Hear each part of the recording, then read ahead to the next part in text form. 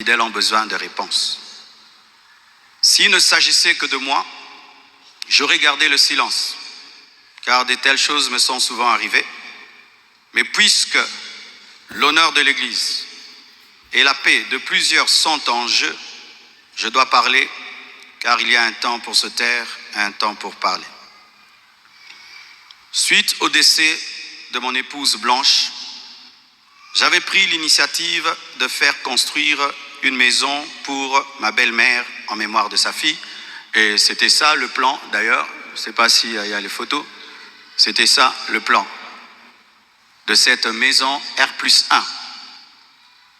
Par amour pour elle, par amour pour sa fille, en mémoire d'elle. Sur la parcelle, ma parcelle qui est à Bibois, 10 mètres sur 30 que j'allais lui donner. 10 mètres, 15 mètres sur 30, ou 10 mètres sur 30, j'ai oublié. L'église de Corinthe, il en parlait. Quand il voyait des problèmes dans l'église de l'Éphèse, il en parlait. La plupart des épîtres que nous avons, ce sont des réponses à des problèmes.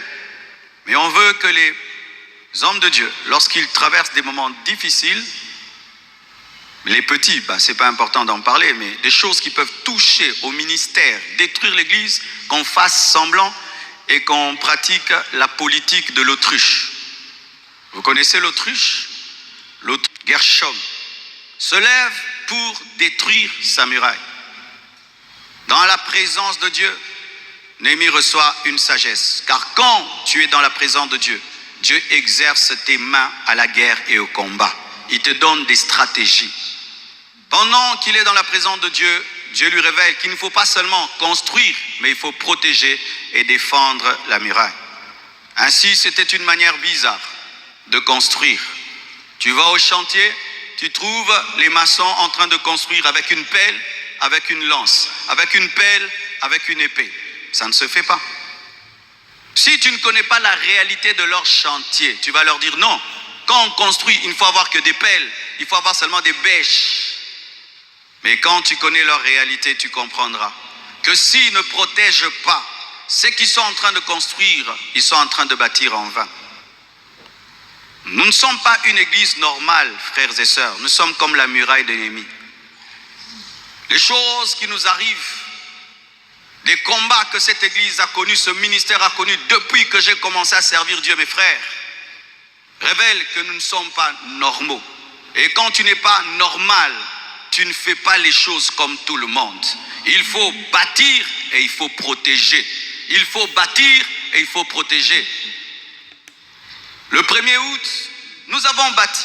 Le 2e, mais aujourd'hui, nous allons protéger. Nous allons utiliser l'épée. Nous allons utiliser la hache afin de protéger le travail que nous faisons. Sinon, ce travail sera détruit.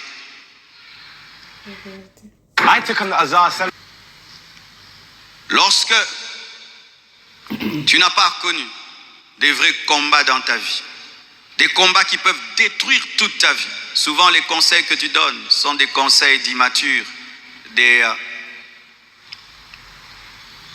orgueilleux, parce que tu oses des fois conseiller quelqu'un sans avoir connu même le 1/100 de sa douleur. C'est comme une femme qui n'a jamais accouché, mais qui va donner des conseils à une femme qui a accouché 7 fois sur comment accoucher. Il faut le dire avec beaucoup d'humilité, même si tu as étudié ça, tu n'as jamais vécu ça. J'entends des gens qui me disent, il faut te taire, il faut te taire. Mais quand ils ont des tout petits problèmes, il faut voir comment ils parlent. Il faut te taire, il faut te taire. Mais il faut voir quand seulement ils sont accusés par 3 personnes dans des réunions de département, comment ils se défendent. Aujourd'hui, j'aimerais un peu nous expliquer ces choses-là, de se taire et de parler. Néhémie a donné des armes à ses maçons pour qu'ils protègent la muraille. Et aujourd'hui, je vais vous donner des armes afin de vous défendre. Parce que des fois, quand on vous dit des choses dans la cité, vous ne savez pas parce que vous n'avez pas l'information. Je vais vous donner la vraie information et vous saurez maintenant contrecarrer les contradicteurs, car tu ne peux pas défendre une vérité que tu n'as pas. Je vais vous dire la vérité. Je n'ai pas besoin d'une émission pour cela. Dieu m'a donné la chair et une église qui peut entendre. Et si le monde entier ne me croira pas, vous croirez. Et vous irez dire ce qui était dit ici.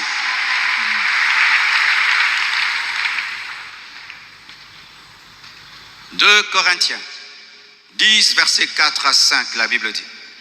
Car les armes avec lesquelles nous combattons ne sont pas charnelles, mais elles sont puissantes.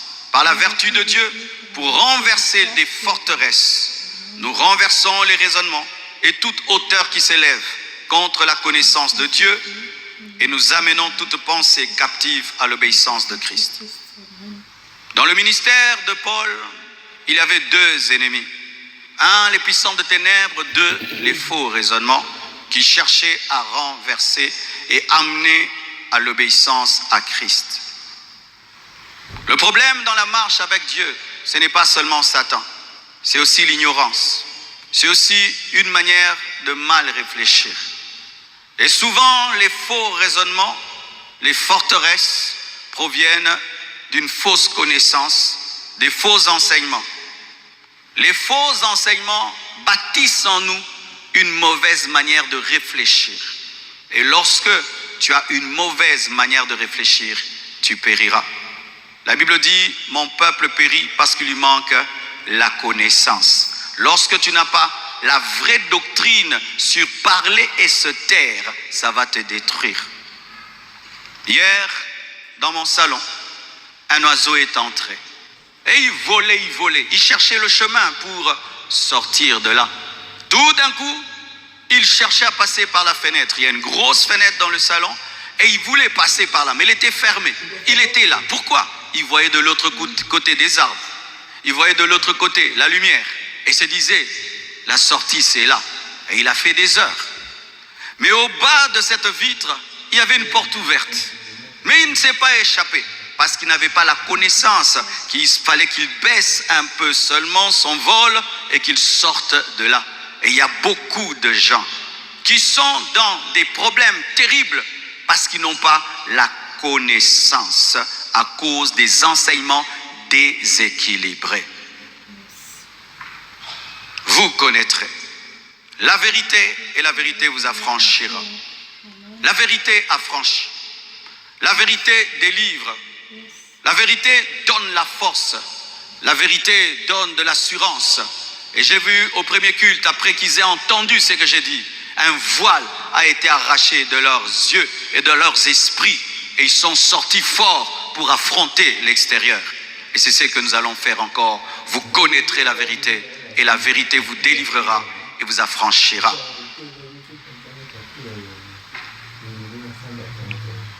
Ecclésiaste 3, verset 7, parle de notre thème.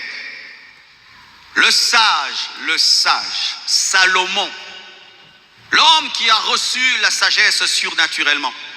Pas qu'il a étudié beaucoup, non. Il a prié et Dieu lui a donné. De sorte qu'il était l'homme le plus sage du monde, de la terre. Et l'homme le plus sage du monde en son temps dit ceci, Salomon dit ceci. Il y a un temps pour toutes choses, un temps pour se taire et un temps pour parler. Il n'y a pas que le temps pour parler, il y a aussi le temps de se taire. Mais il n'y a pas que le temps de se taire, il y a aussi le temps pour parler. Mais souvent l'Église n'enseigne que le temps de se taire, de se taire, de se taire, de se taire. La Bible ne dit pas qu'il n'y a que le temps de se taire. C'est la Bible. Il y a aussi le temps de parler. Et ce matin, c'est le temps de parler. Suis-tu? Lorsqu'on parlait des sacs, des parfums et tout, Dieu m'a dit, tais-toi, ne t'en occupe pas. Ça va se régler tout seul. Mais là, il m'a dit, tu vas parler. Parce que ce n'est pas le temps de se taire, c'est le temps de parler. Mon frère, tu marches avec quelqu'un, tu es témoin qui n'a pas fait le mal.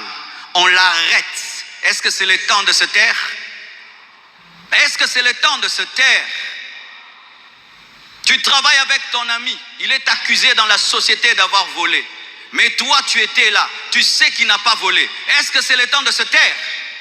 Mais pourquoi vous n'enseignez que taisez-vous, taisez-vous, taisez-vous? D'ailleurs, lorsque tu ne parles pas et tu es témoin de sa bonté. C'est toi qui es coupable. Vous tous qui me connaissez et qui ne parlez pas, vous êtes des coupables. Vous tous qui connaissez comment je marche avec Dieu, comment j'ai aimé mon épouse, comment je crains Dieu et je l'aime de tout mon cœur, mais vous ne parlez pas. C'est vous qui êtes des coupables. C'est vous les coupables. Ton enfant revient à la maison à 16h. Et puis on dit qu'il a tué quelqu'un à 18h. Toi, tu as la preuve que depuis 16h, il était là. Que vas-tu dire devant le juge? Je vais me taire, Dieu va combattre pour mon enfant. Tu vas prouver que ton enfant était à 16h. Mais quand il s'agit des hommes de Dieu, taisez-vous, taisez-vous. Mais si vous voulez qu'on se taise, vous parlez qu'on était déjà à la maison à 16h. Ce n'est pas de votre faute. Ça a toujours été enseigné comme ça. C'est le conseil qu'on lance à quiconque est calomnié, à quiconque est attaqué publiquement, parce qu'on n'a que ça. Mais on ne fonde pas une doctrine sur un verset. Il y a un temps pour se taire et un temps pour parler. J'aime ce verset. Souvent, c'est une contradiction quand tu es un nouveau lecteur de la Bible que tu ne comprendras pas. Mais quand tu grandis, c'est tellement beau, cette contradiction qui n'est pas une contradiction. Proverbe 26, versets 4 à 5. Proverbe 26, 4 à 5. Ne réponds pas à l'insensé selon sa folie, de peur que tu ne lui ressembles toi-même. L'autre passage, réponds à l'insensé selon sa folie, afin qu'il ne se regarde pas comme sage.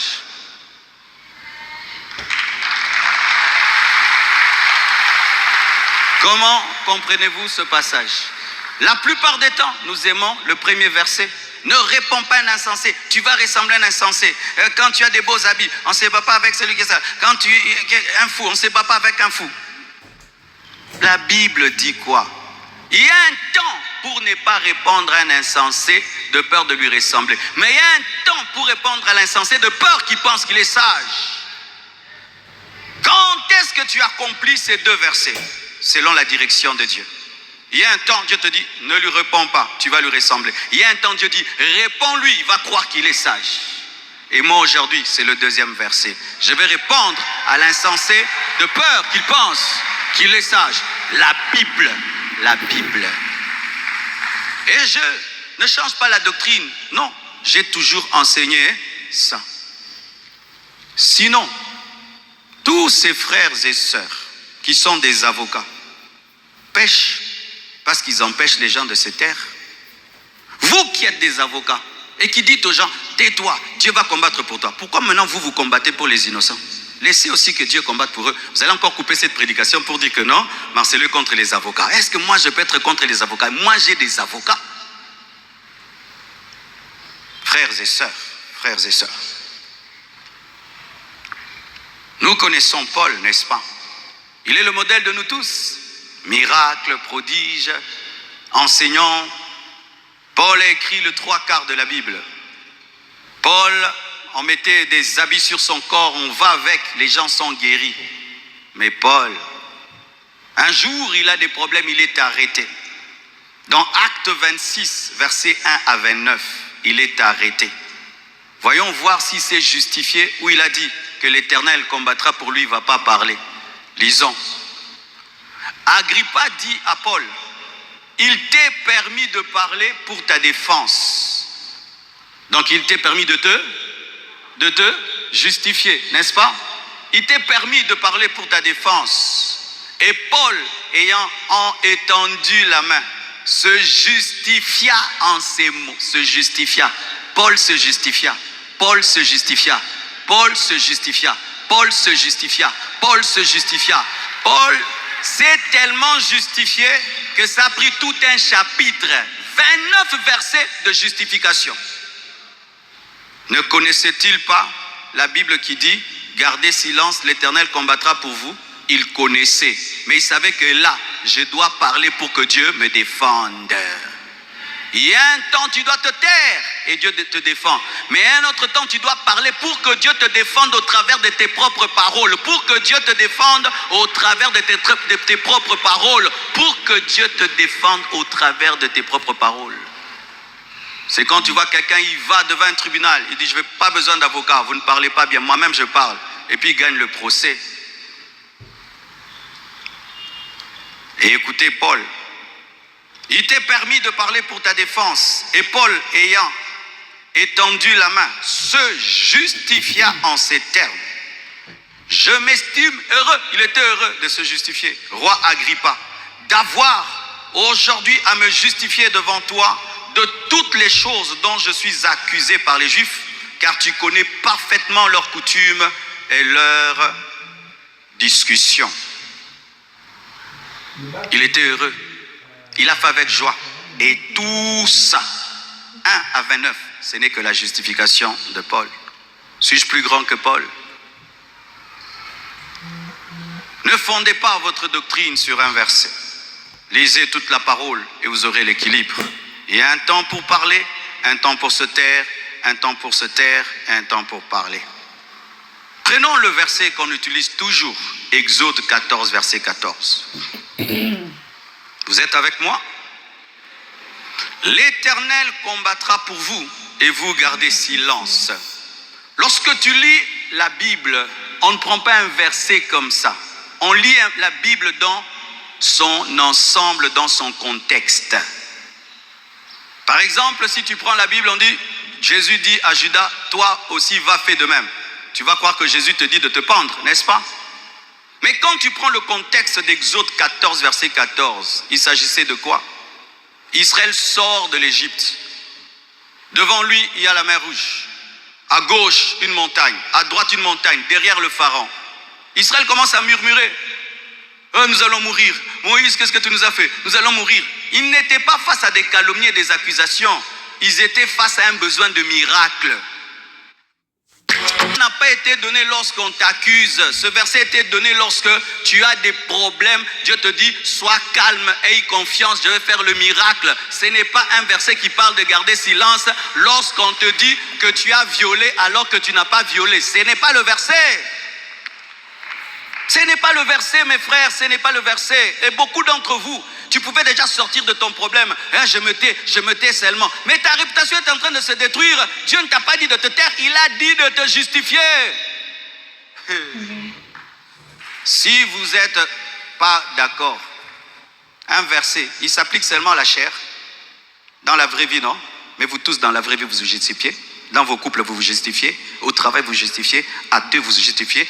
Mais la Bible, elle est la Bible seulement devant la foule. Et en secret, elle n'est pas la Bible. S'il ne faut jamais se justifier, même devant une personne, il ne faut pas se justifier. C'est souvent, ne te justifie pas en public, mais justifie-toi dans les réunions. Non, la Bible reste la Bible dans les réunions et en public. Il y a un temps de se taire en public, un temps de parler en public, un temps aussi de se taire en secret et de parler aussi en secret. Acclame le Seigneur.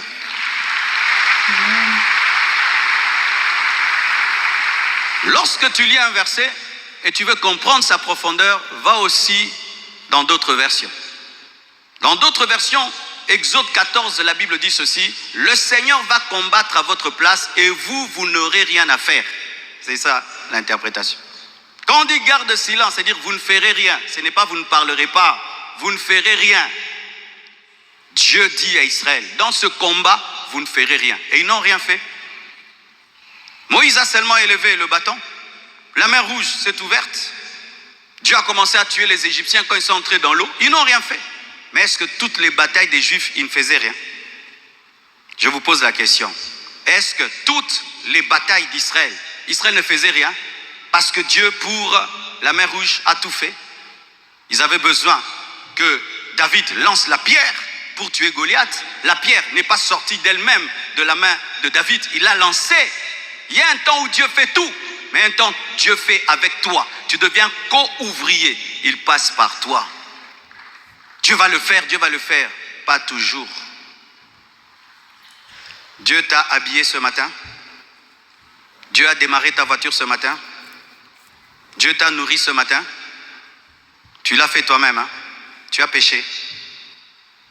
Mais pourquoi, quand tu es face à des accusations, tu penses que Dieu fera tout pour toi, alors que tu as des arguments à présenter pour détruire les fausses accusations? Sinon, on n'aura pas des grands avocats, on n'aura pas des grands hommes qui défendent les gens au nom de Dieu parlera pour vous. Pensez-vous que Kim est un pécheur qui défend beaucoup de gens? Il y a des gens qui ont failli être en prison. Kim est allé défendre une maman de cette église, a prouvé qu'elle n'avait pas volé. La maman est libre là. Est-ce qu'on a dit, Dieu, tu vas défendre la maman? Dieu a défendu la maman au travers de Kim, qui est l'avocat. Eh oui, acclamons les avocats. Non, Jésus est mon avocat, je n'ai pas besoin d'avocat. Ah bon? Frères et sœurs, prier n'empêche pas d'être intelligent. Amen. Hein?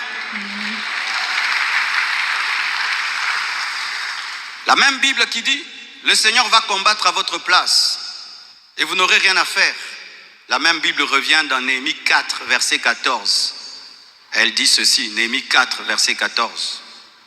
Je regardais et m'étant levé, je dis aux grands, aux magistrats et au reste du peuple, ne les craignez pas. Souvenez-vous du Seigneur, grand et redoutable, et combattez pour vos frères. Et combattez pour vos frères. Là-bas on dit ne combattez pas, ici on dit combattez. Pourquoi? Il y a un temps, tu ne fais rien, Dieu fait tout. Il y a un temps, tu dois t'armer, tu dois parler, tu dois te battre, tu dois travailler, tu dois étudier. Il y a un temps où Dieu fait tout. Un temps toi-même, tu dois le faire pour que Dieu le fasse. Combattez pour vos frères, pour vos fils et pour vos filles, pour vos femmes et pour vos maisons. Dieu dit combattez, combattez vous-même. Frères et sœurs, pourquoi aujourd'hui notre pays n'a pas une forte armée? Ce sont ces enseignements-là. On vous attaque, on vous combat. Vous êtes seulement dans les églises, vous priez, vous priez. Les Juifs qui nous ont donné la Bible ont une armée, ils vont en guerre. Quand l'Iran les a attaqués, ils envoient aussi les bombes. La guerre est finie. Les Américains qui sont venus faire des croisades ici, ils ont la plus grande armée du monde. Prier, avoir la Bible ne les a pas empêchés d'avoir une grande armée. Mais nous, prier nous a empêchés d'avoir une grande armée. Est-ce que parmi vous, il y a même quelqu'un qui rêve d'être un grand général d'armée? Non, c'est un péché. Mais quand on a des problèmes, qui on appelle? Mon général, mon général. Laissons les généraux tranquilles. Oui, nous tous ici, quand tu as un frère qui est général et qu'on t'arrête, tu appelles qui? Frères et sœurs, si la Bible devient une faiblesse, donc on ne comprend plus la parole de Dieu. Et aujourd'hui, j'aimerais un peu clarifier certaines choses. Comme je vous ai dit, il y a des choses qui ont commencé depuis le mois de juin et le Seigneur m'avait dit de me taire parce que ça allait finir tout seul. Et j'ai vu comment c'est fini tout seul. Mais il y a d'autres niveaux d'attaque. Dieu m'a dit là, tu vas parler. Soyez en paix. Dieu m'a donné la sagesse de parler maintenant. Soyez en paix, respirez.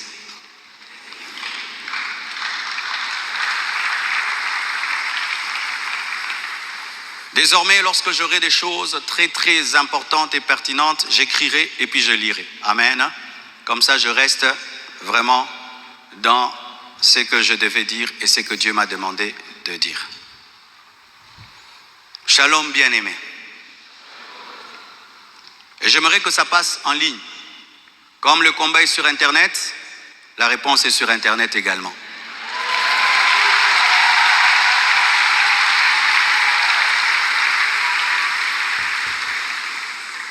Je n'avais pas l'intention de m'exprimer publiquement à ce sujet, mais voyant le plan manifeste de l'ennemi, de s'aimer la division et de tenter de déstabiliser la communauté CREFEM, j'ai été conduit à sortir de mon silence.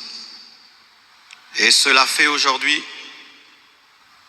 fait aujourd'hui dans toutes les extensions compassion dans le monde. Les pasteurs vont parler en résumé ce que je suis en train de dire ici, car les fidèles ont besoin de réponses. S'il ne s'agissait que de moi, j'aurais gardé le silence, car de telles choses me sont souvent arrivées. Mais puisque l'honneur de l'Église et la paix de plusieurs sont en jeu, Je dois parler car il y a un temps pour se taire et un temps pour parler. Suite au décès de mon épouse Blanche, j'avais pris l'initiative de faire construire une maison pour ma belle-mère en mémoire de sa fille. Et c'était ça le plan d'ailleurs, je ne sais pas s'il y a les photos, c'était ça le plan de cette maison R+1. Par amour pour elle, par amour pour sa fille, en mémoire d'elle. Sur la parcelle, ma parcelle qui est à Bibois, 10 mètres sur 30 que j'allais lui donner. 10 mètres, 15 mètres sur 30, ou 10 mètres sur 30, j'ai oublié. Alors, lorsque j'ai décidé de le faire, le projet était déjà en cours avec son fils et un architecte, d'ailleurs celui qui est en train de nous construire ici. J'ai décidé d'en informer également la branche paternelle de la famille, pour des raisons de transparence. C'est alors que l'on m'a demandé de donner la même chose en espèces pour la famille paternelle, ça veut dire l'argent que je vais dépenser pour construire cette maison pour la maman, que je donne aussi la même somme du côté du papa. J'ai expliqué que je ne pouvais donner que 250 000 $ pour l'ensemble des deux familles, considérant que je n'ai qu'une seule belle famille et qu'il leur revenait de se répartir cela entre eux. Mais à ma grande surprise, on m'a dit que la maison était considérée comme un cadeau que Blanche avait promis un jour et qu'elle ne comptait pas donc dans l'héritage. Ils exigeaient donc une somme supplémentaire pour atteindre un total de 800 000 $. Par ailleurs, certains membres de leur famille ont contesté ma désignation légale comme liquidateur de mes propres biens, réclamant que ce rôle soit attribué à ma belle-mère. Ce que j'ai catégoriquement refusé, car cela ne respecte ni le droit ni l'équilibre. Comment je peux être vivant et c'est quelqu'un d'autre qui va liquider mes biens? Ils m'ont également reproché d'avoir exprimé pendant le deuil ma volonté de ne plus me remarier, une déclaration faite sous le choc et la douleur, car lorsqu'on pleure, on dit des choses, en prétendant que j'avais menti parce que j'ai finalement choisi de reconstruire ma vie. L'un d'eux m'a même dit que je devais rester veuf jusqu'à ce qu'ils reçoivent leur héritage. 2 réunions ont eu lieu entre moi et une partie de ma belle famille. Malheureusement, aucun accord n'a pu être trouvé.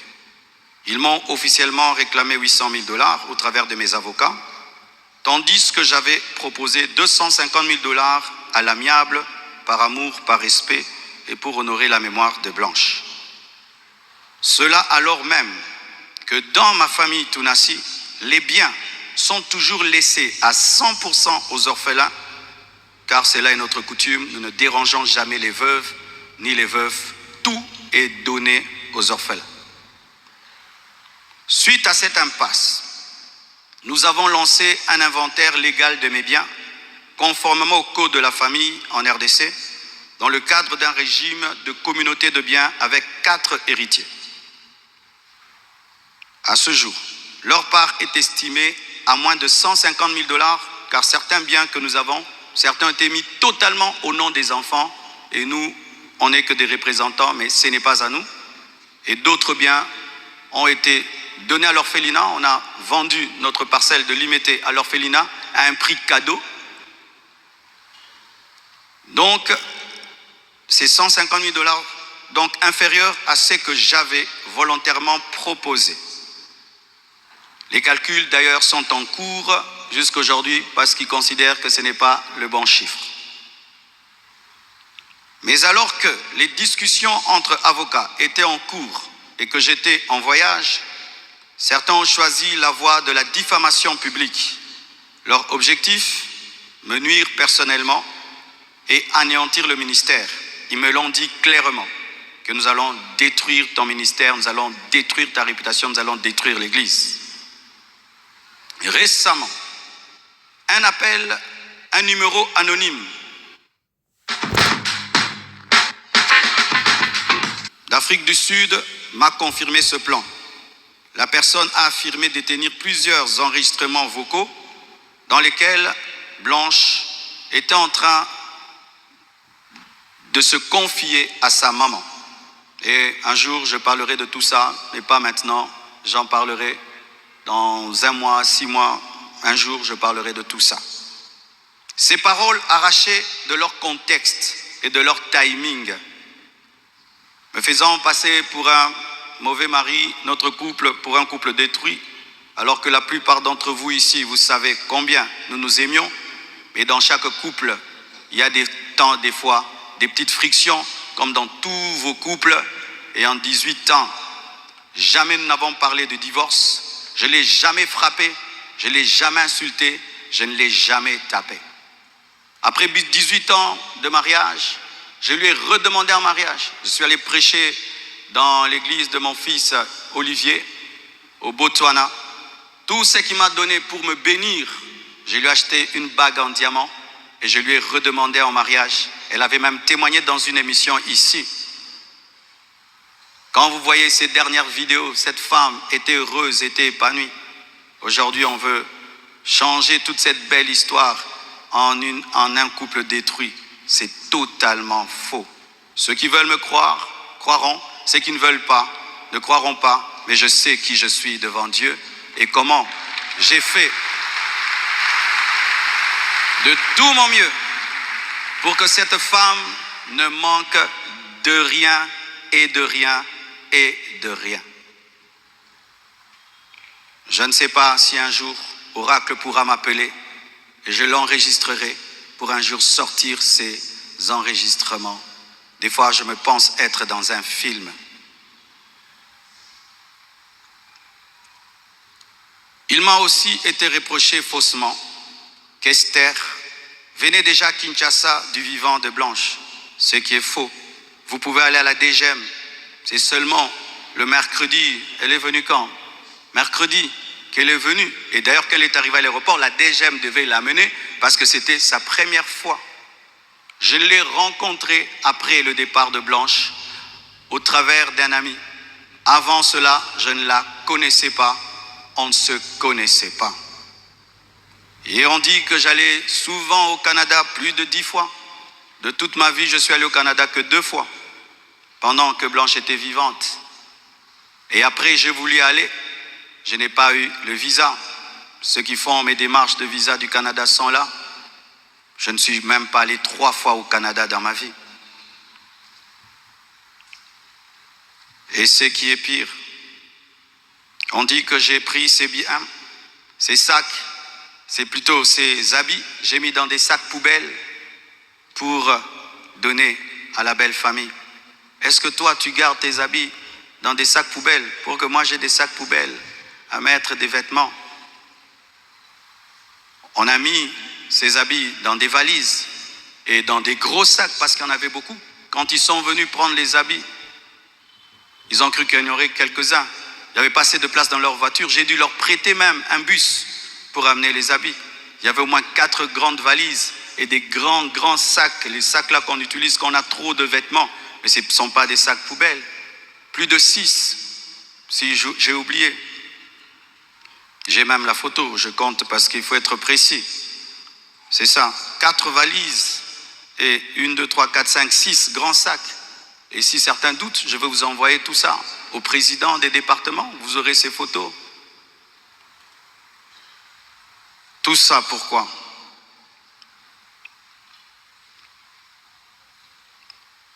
Et ce qui est terrible, on m'accuse même de l'avoir tuée, alors qu'elle est décédée d'une crise cardiaque à l'hôpital, suite à une opération. Et ils m'ont posé la question, elle est morte de quoi? Je leur ai dit, on l'a opérée, elle n'a pas supporté l'opération. Le même jour, quand je suis arrivé avec son corps, après encore, la famille paternelle me pose les mêmes questions devant 10 personnes, 15 personnes, j'ai expliqué. Ils savent de quoi elle est morte. Et aujourd'hui au Congo, si tu deviens grand, donc tu tues les gens. Quiconque meurt à côté de toi, c'est toi qui le tues. Le jour que Dieu t'élèvera, tu comprendras ça. Tu dois prier que tout le monde vive 90 ans. Si les gens commencent à mourir, c'est toi qui les tues. Comment peux-je tuer la mère de mes enfants? Priver Tabiri de sa maman, comment? Même toi, qui viens de te convertir, tu ne peux pas faire une telle chose. Moi, serviteur de Dieu. Elle est partie en Turquie samedi. Je l'ai suivie dimanche. On s'est rencontrés même avec papa à l'aéroport. Elle était déjà partie. Elle me disait de venir parce que pour son opération, il fallait que le mari signe. Et je suis arrivé, j'ai signé. Même pour une césarienne, on signe. Elle est partie, elle n'est jamais plus revenue. Et comment son corps est venu vite? Frère, le problème souvent, c'est que les gens attribuent aux autres leur pauvreté. Lorsqu'il n'y a pas les moyens, quelqu'un peut mourir lundi pour que le corps vienne. On prend 2 semaines de cotisation. Mais quand Dieu t'a béni et tu as des relations, et même le médecin est touché par ce qui t'est arrivé, c'est ce médecin qui a tout fait. Je dis, je ne peux pas dormir dans votre pays, je ne peux pas rester, je ne peux pas supporter, je dois partir demain. Mes enfants ne peuvent pas rester en train de pleurer dans ce pays. Il a dit, qu'est-ce que tu veux que je fasse? J'ai dit, fais tout, que je rentre. Il a tout fait et on est venu. Et c'est la sorcellerie. Comment quelqu'un peut mourir tel jour? Du coup, vous prenez le corps, vous amenez, c'est trop vite. Donc vraiment, c'est terrible, terrible. Vraiment le niveau de raisonnement que les Congolais nous avons atteint, vraiment. Vraiment que les écoles recommencent, je ne sais pas, vraiment.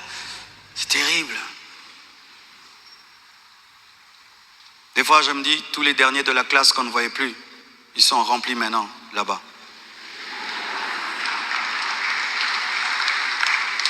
Et vous savez, le dernier de la classe, le professeur donne un cours de 2 heures du temps, et puis il a 1 sur 10. Le premier de la classe, il comprend, tu l'as 10 sur 10. Tu te dis, comment tu ne comprenais pas? C'est ça, maintenant, on a des cerveaux des derniers de la classe en RDC. Dis à ton voisin, même ce que tu es en train de comprendre, ce que le pasteur dit. Il faut vérifier, hein. Peut-être tu es un dernier de la classe à côté de toi.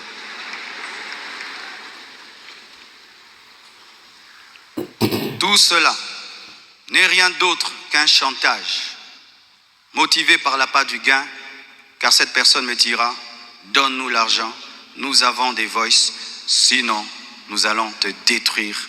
Tout ça, c'est un chantage motivé par l'appât du gain. Pourtant, malgré tout, j'étais disposé, je suis disposé à donner 250 000 $ par respect pour Blanche et pour sa famille et pour la paix. Mais je ne peux pas accepter l'injustice d'une exigence démesurée de 800 000 $. Comme je vous dis toujours, cette église n'appartient pas à mes enfants.